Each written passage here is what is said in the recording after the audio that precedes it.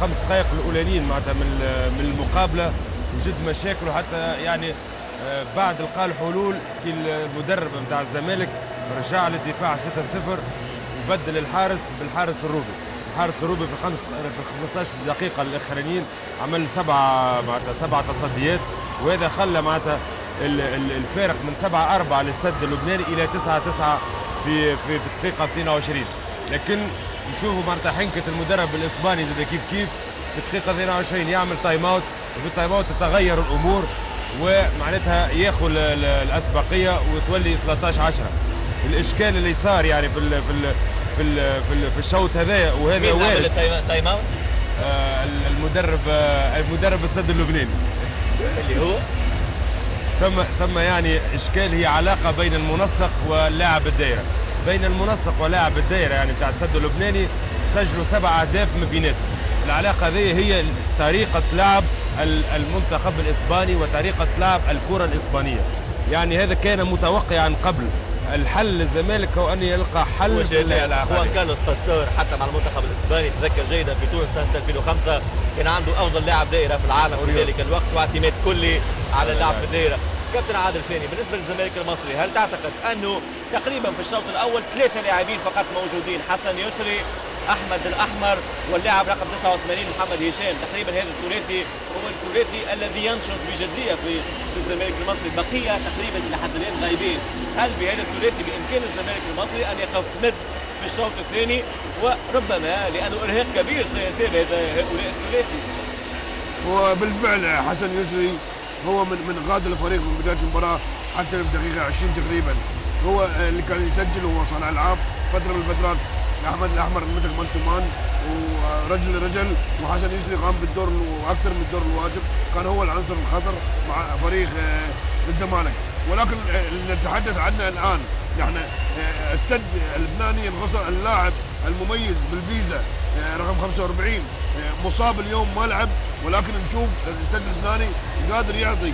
فقط على التاسيس، ولكن مجهودات جباره من تميم سليمان رئيس النادي جعل هذا النادي يرتقي الى العالميه ويحقق نتائج غير عاديه على المستوى القاري.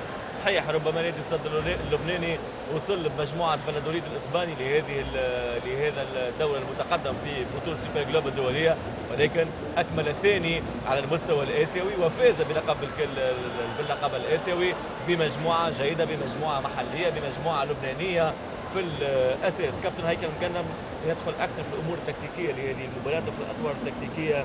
تقريبا في الشوط الثاني لم تتغير اشياء كثيره، باستثناء انه واضح انه الارهاق كان بادي على الفريقين، لانه شاهدنا كثير من التسرع وشاهدنا كثير من الارتباك. صحيح. نحب نحكي اول حاجه نبدا بالفريق الزمالك. فريق الزمالك قدم يعني مردود طيب، وخاصه في الشوط الثاني ما تقدم مردود طيب في الدفاع، والعلاقه اللي كانت من اول حكينا فيها يعني المنسق ولاعب الدائره القى الحل.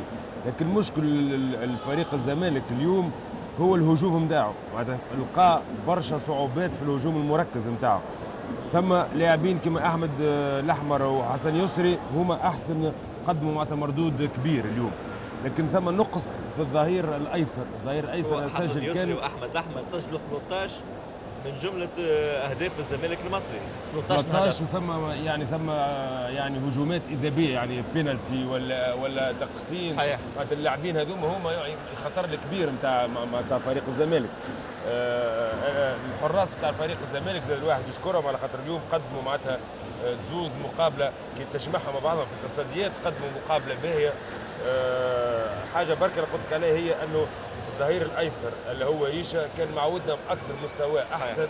اليوم سجل كان هدف بركه يعني كي تلعب ضد دفاع 0-6 صعيب يعني باش تنتصر معناتها من الظهير. نجيو للسد اللبناني. السد اللبناني عرف بالقدرات نتاعو ان يتعامل بالقدرات نتاعو، لم يلعب بالطريقه العاديه نتاع الفالادوليد الاسباني بلاعبيه هذوما. اللاعبين هذوما عندهم نزعه هجوميه اكثر منها مع نزعه دفاعيه، ومدرب لعب 0-6 مقابله كامله لاهدافين اثنين، هو تقليص المساحات بين المدافعين وعدم ارهاق اللاعبين في الدفاع باش يلعبوا 60 دقيقه، وهذا ما صار. وتشوف معناتها الحنكه بتاع المدرب السد انه نعرفوا أن اللاعب رقم 17 اللي هو حكينا فيه هو اللاعب نحاس، هو كان معناتها لاعب مؤثر في الشوط الثاني وسجل معناتها 3 أهداف منهم هدفين في وقت حساس. شاركوا ولا في الهجوم؟ اللاعب هذا شارك وكان في الهجوم ليتفادى انه ياخذ ثلاث مرات دقيقتين، وشارك وكان في الهجوم وعمل التغيير في الدفاع. يعني تشوف معناتها ساعات المقابله تتلعب يعني على جزئيات اللي هي مهمه جدا في اخر المقابله. صحيح، هي مقابله تلعب على جزئيات، ومن بينها ايضا الحارس خوزيه مانويل سيرا حارس فريق فالادوليد الاسباني وحارس نادي السد اللبناني في هذه الدوره.